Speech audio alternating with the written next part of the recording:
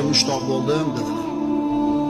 Sahobalar, axir biz sizni qalbingizga mahbub bo'lgan odamlar emasmizmi? Biz sizni habiblaringiz emasmizmi? Rasul aytdilar, sizlar meni ashoblarimsizlar, ham suhbatlarimsizlar. Mening mahbublarim, mening ahboblarim oxir zamonda kelishadi. Ulardan dinni mahkam ushlagan odam xuddi cho'g'ni ushlagan odamdek bo'lib qoladi. Ularning ajri 70 ta odamning ajrichalik bo'ladi.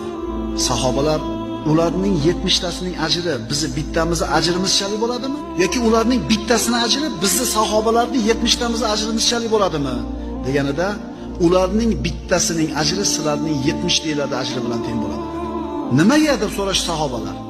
Aytdilarki, chunki sizlar haqni ustida yordamchilar bor. Men turibman sizlarga yordamchi bo'lib haqni ustida.